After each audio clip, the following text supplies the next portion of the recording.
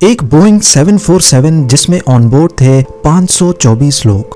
24,000 feet पे अचानक जहाज की टेल हवा में अलग हो जाती है। फ्लाइट क्रू के पास ना कंट्रोल्स बचे थे, ना ही डायरेक्शन।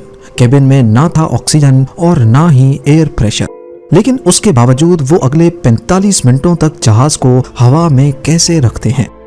ये कहानी है इंसानी हौसले, इंजीनियरिंग फेलियर और एक ऐसी फ्लाइट की जिसमें किसी किस्म का कंट्रोल नहीं बचा था।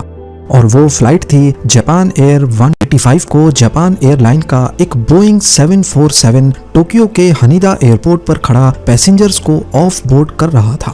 ठीक 1 घंटे के बाद इसे दोबारा से टेक ऑफ करके ओसाका जाना था। हजारों लोग रोजाना टोक्यो से ओसाका का सफर करते हैं, पर आज का दिन कुछ एक्स्ट्रा ही बिजी था क्योंकि जापानीज हॉलिडे सीजन ओबॉन के लिए लोग अपने अपने होम टाउन्स जा रहे थे। हनीदा एयरपोर्ट पर जहाज की सफाई के बाद जापान एयर 123 में 509 पैसेंजर्स और 15 क्रू मेंबर्स ऑन बोर्ड हुए। क्रू के लिए ये एक रूटीन की फ्लाइट थी, पर पैसेंजर्स को इल्म नहीं था कि जिस जहाज में वो सफर करने जा रहे हैं वो बरसों पुरानी एक कमजोरी का शिकार है। एक ऐसा हौलनाक मसला जिसका ना पायलट्स को इल्म था, ना ही फ्लाइट इंजीनियर को। बिजी शेड्यूल की वजह से इस खास बोइंग 747 की ये आज की 6th फ्लाइट होने वाली थी।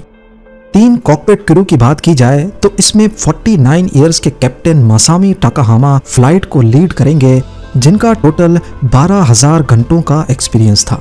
फर्स्ट ऑफिसर 39 इयर्स के युटाका सासाकी थे, जिनकी कैप्टन के लिए प्रमोशन होने का प्रोसेस ऑलरेडी चल रहा था और ये फ्लाइट उनकी प्रमोशन के लिए सबसे अहम थी।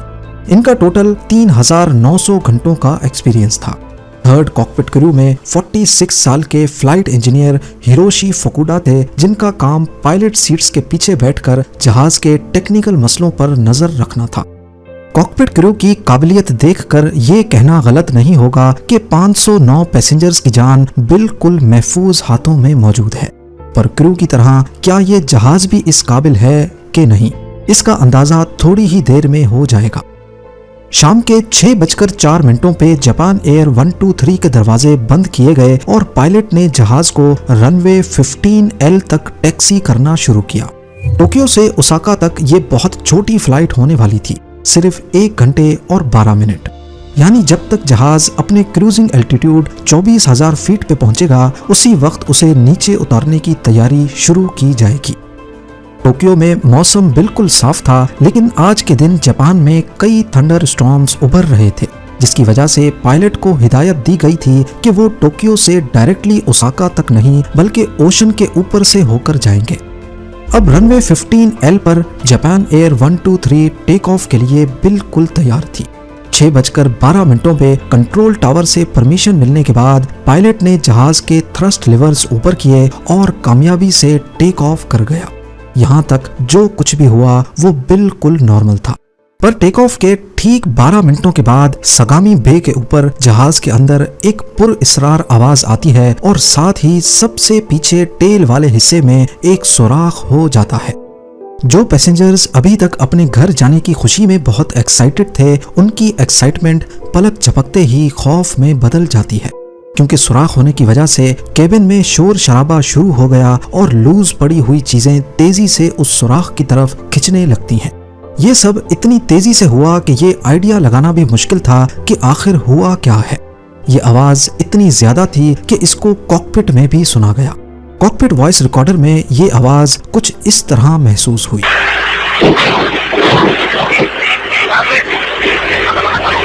यहाँ पे ये जानना जरूरी है कि जैसे जैसे प्लेन एल्टीट्यूड पे जाता है तो बाहर की हवा पतली होने लगती है और ऑक्सीजन लेवल भी कम हो जाता है। इसको काउंटर करने के लिए केबिन के अंदर आर्टिफिशियल प्रेशर भरा जाता है, जो लगभग जमीन के एटमॉस्फेरिक प्रेशर के बराबर होता है, जिसका मतलब ये कि 24,000 फीट पे बाहर प्रेशर कम और केबिन के अंदर प्रेशर ज्यादा होता है। और ये ज्यादा एयर प्रेशर केबिन की दीवारों पर लगातार अंदर से जोर लगा रहा होता है।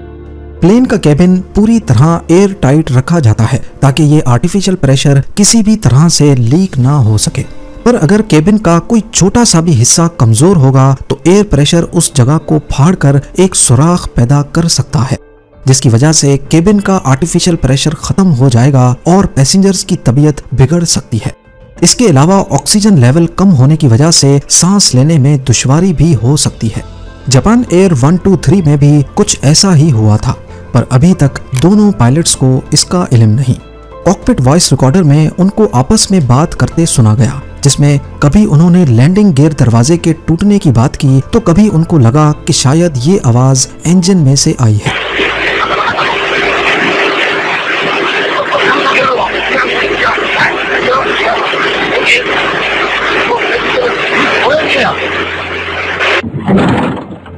पर हकीकत ये थी कि फ्यूजलाज का सबसे पिछला हिस्सा जहाज से अलग हो चुका था और साथ ही वो रडर को भी ले उड़ा। फ्यूजलाज की टेल फट जाने की वजह से अब केबिन में प्रेशर मेंटेन नहीं हो पाएगा, पर रडर जो टेल पर लगे इस हिस्से को कहते हैं, इसके अलग होने का मतलब है कि जहाज अब दोनों पायलट्स के कंट्रोल से बाहर जाने वाला है। रडर का काम जहाज की याव मूवमेंट को कंट्रोल करना होता है। कोई भी जहाज जब टर्न लेता है तो इस मूवमेंट को रोल मूवमेंट कहा जाता है। नोज अप या नोज डाउन करने की मूवमेंट को पिच कहते हैं, जबकि हॉरिजॉन्टली नोज की डायरेक्शन लेफ्ट राइट होने को याव मूवमेंट कहा जाता है।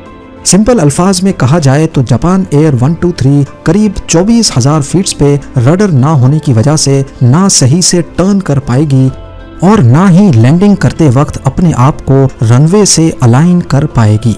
पर इससे भी ज्यादा खतरे की बात यह है कि दोनों पायलट्स को रडर निकल जाने की कोई खबर नहीं। जहाज अब पहले की तरह स्टेबल नहीं रहा और वो अपने आप लेफ्ट राइट झूलने लगता है, जिसको कंट्रोल करना ऑटो पायलट के बस की बात नहीं थी। नीचे जमीन पर एक शख्स ने जहाज की मूवमेंट को देखकर कुछ गड़बड़ महसूस की और एक फोटो खींच ली। इस फोटो में साफ साफ नजर आ रहा है कि रडर का हिस्सा टेल से गायब है। दोनों पायलट्स अभी तक कुछ समझते कि केबिन क्रू को अनाउंसमेंट करते सुना गया, जो पैसेंजर्स को अपनी सीट पर बेल्ट बांधकर बैठने की हिदायत दे रहे थे।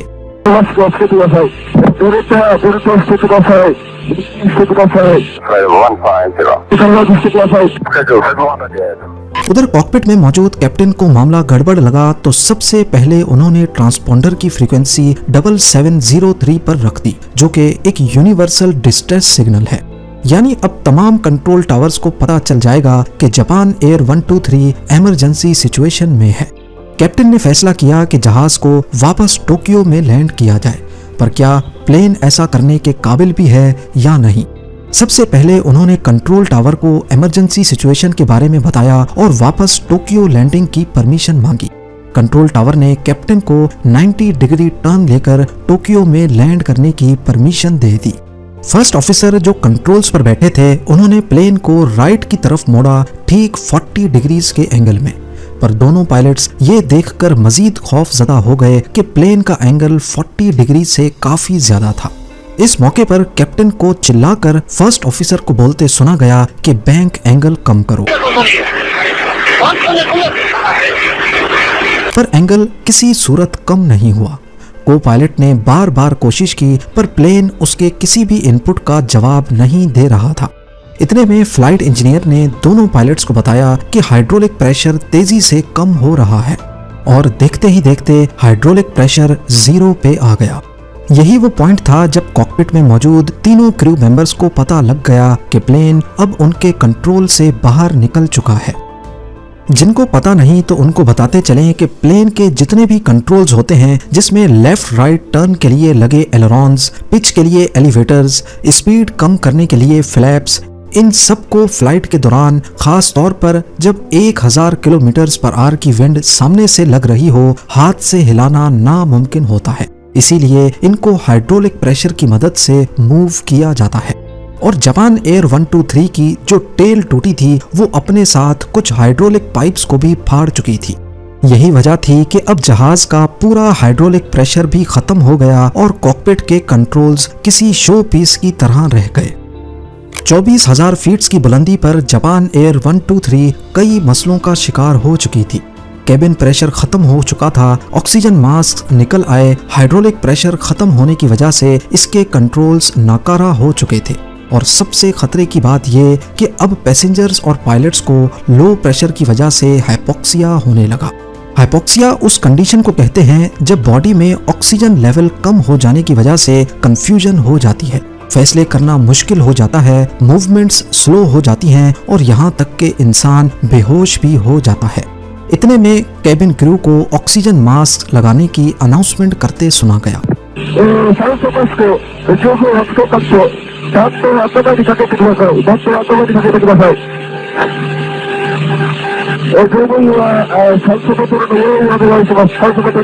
अब जापान एयर 123 बुरी तरह रोल मूवमेंट करके पैसेंजर्स को डरा रही थी। दोनों पायलट्स के पास अब सिर्फ एक ही चीज के कंट्रोल्स बचे थे और वो है इंजन के कंट्रोल्स। कैप्टन ने सिर्फ इंजन के कंट्रोल्स को इस्तेमाल करके प्लेन को रोल मूवमेंट से निकालने की कोशिश की।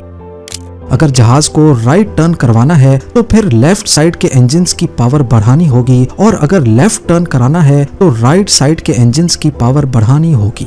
इसी तरह रोल मूवमेंट में जब जहाज राइट की तरफ बैंक करेगा तो सिर्फ राइट इंजन्स की पावर एक खास वक्त तक बढ़ाकर उसे दोबारा सीधा किया जा सकता है। इसी तरीके को इस्तेमाल करते हुए पायलट्स ने जहाज की रोल मूवमेंट पर काफी हद तक काबू पा लिया।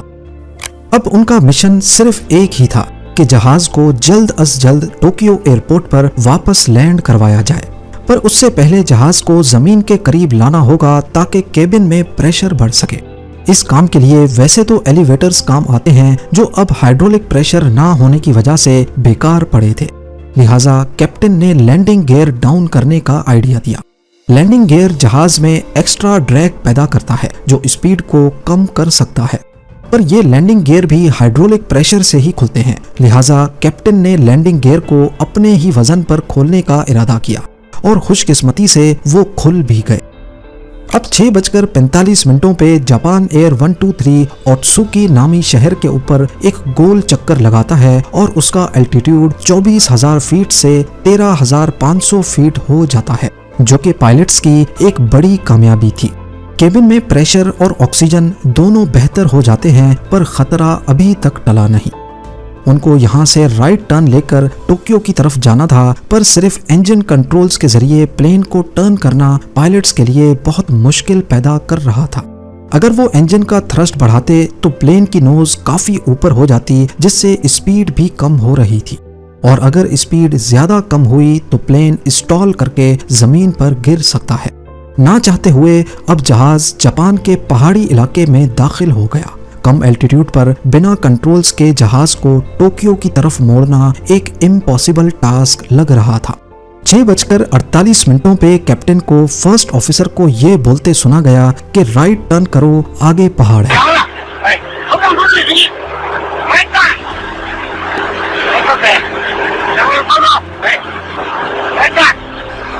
पर शायद सिर्फ इंजन कंट्रोल्स की मदद से इतने बारीक टर्न लेना पॉसिबल नहीं था।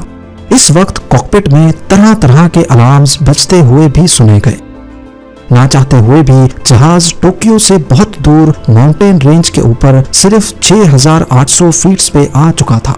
कुछ ही मिनटों के बाद 6:54 PM पे कैप्टन की बौखलाहट उसकी आवाज से अच्छी तरह जाहिर हो रही थी, और फिर फाइनली 2 मिनट के बाद कॉकपिट में कुछ इस तरह की आवाजें रिकॉर्ड हुई।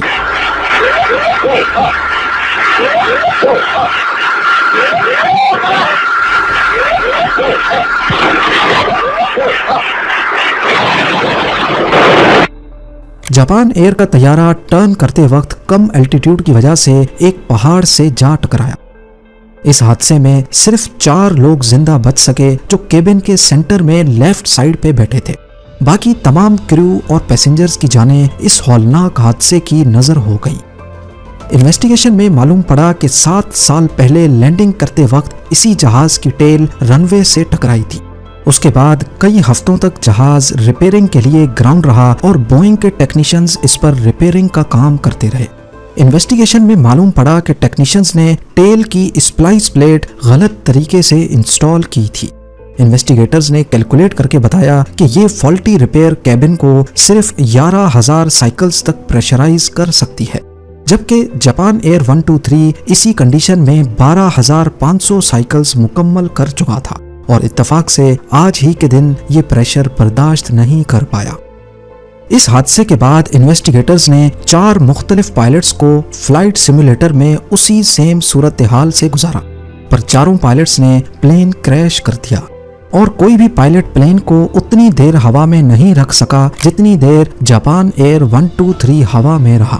ये काफी हैरानी की बात है क्योंकि सिमुलेटर में बैठे पायलट्स के पास दो बहुत बड़े फायदे थे।